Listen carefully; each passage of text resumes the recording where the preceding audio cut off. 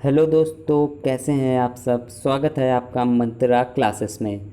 दोस्तों, जैसा कि आपको पता है कि आज हम राजस्व और चकबंदी लेखपाल परीक्षा 2020 के विषय में चर्चा करने वाले हैं कि आखिर कब तक ये वैकेंसी आएगी और क्या नए बदलाव इस बार इसमें होने वाले हैं। तो दोस्तों, वीडियो को शुरुआत से अंत तक देखें। इसमें आपके सारे डाउट्स क्लियर हो जाएंगे और आपको इधर उधर भटकना नहीं पड़ेगा।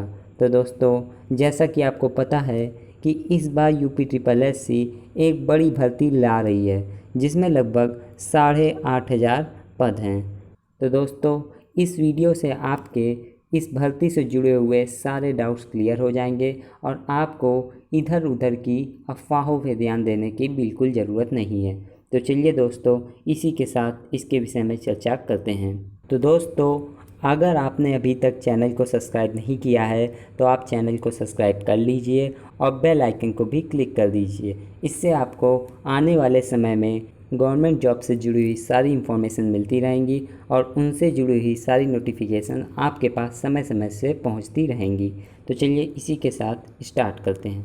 तो दोस्तों, जैसा कि आपको पता है, एक लंबे अंतराल से यह वैकेंसी रुकी हुई है जिसमें राज्य सरकार ने यूपी ट्रिपल एस सी से राजस्व और चकबंदी लेखपाल की नियुक्ति को लेकर स्पष्टीकरण प्रस्ताव मांगा है और साथ ही साथ लेखपाल चयन प्रक्रिया में आने वाली सभी बाधाओं को समाप्त कर आवेदन शुरू करने की प्रक्रिया भी सुचारू करने के लिए कहा है। तो दोस्तों, जैसा कि आप देख रहे हैं कि उत्तर प्रदेश सरकार द्वारा यूपी ट्रिपल एस सी से राजस्व और चकबंदी लेखपाल के स्पष्टीकरण का मांगा गया है जिसमें विगत 3 वर्षों का चयन प्रस्ताव सम्मिलित है।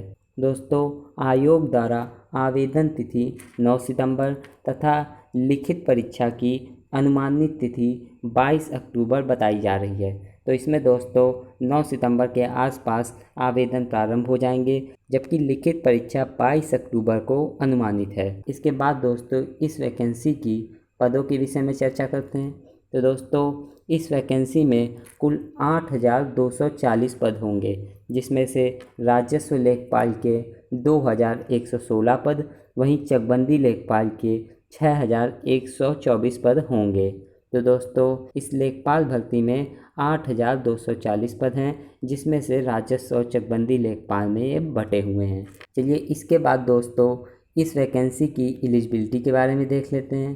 तो दोस्तों, अगर हम एलिजिबिलिटी के विषय में चर्चा करें तो इसमें 18 से 40 वर्ष की उम्र के बीच के अभ्यर्थी इसमें फॉर्म डाल सकेंगे और इसके बाद दोस्तों, अभ्यर्थियों को 12वीं पास किसी मान्यता प्राप्त विद्यालय से होना चाहिए।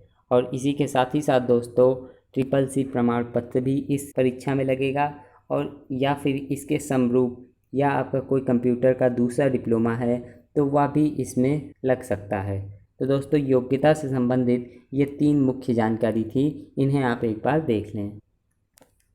इसके बाद दोस्तों, आइए हम परीक्षा का स्वरूप देखते हैं। तो इस परीक्षा में कुल 4 विषय आने हैं जिसमें से सामान्य हिंदी जो कि 25 अंकों की होगी, गणित 25 अंकों की होगी, सामान्य ज्ञान 25 अंकों का होगा और वही ग्रामीण विकास जो कि आपका एक नया पोर्शन है या 25 अंक का होगा। तो दोस्तों, कुल 100 नंबर का पेपर होगा और इसके लिए आपको कुल 90 मिनट का समय मिलेगा। तो दोस्तों, 1 घंटा 30 मिनट इस परीक्षा के लिए आपको दिए जाएंगे और दोस्तों, यह पेपर 4 सेक्शन में बटा हुआ है जिसमें प्रत्येक सेक्शन 25-25 मार्क्स का है। तो दोस्तों, इस परीक्षा के लिए माइनस मार्किंग लगभग 1/4 की है, मतलब 0.25। मतलब अगर आपके 4 क्वेश्चन गलत होते हैं तो आपका एक सही क्वेश्चन काट दिया जाएगा। इसके बाद दोस्तों, चलिए इस परीक्षा की हम सैलरी के विषय में देख लेते हैं। तो दोस्तों, उत्तर प्रदेश लेखपाल चकबंदी या राजस्व में कुल 32,000 से लेके 35,000 के आसपास सैलरी रहती है और इसके पश्चात यदि प्रमोशन होते हैं तो वह सैलरी भी बढ़ती रहती है या उस सैलरी में वृद्धि होती रहती है। और इसके पश्चात दोस्तों, आइए हम इस वैकेंसी की जुड़ी चयन प्रक्रिया को देखते हैं। तो अगर हम सिलेक्शन प्रोसेस की बात करें तो इसमें परीक्षा के आधार पर चयन किया जाएगा, मतलब सिर्फ आपको एक रिटन एग्ज़ाम देना होगा और उसी के आधार पर आपका चयन होगा। इस बार UP-SSC ने साक्षात्कार समाप्त कर दिया है, मतलब आपको इस बार इंटरव्यू नहीं देना पड़ेगा, डायरेक्ट परीक्षा के आधार पर ही आपका चयन हो जाएगा।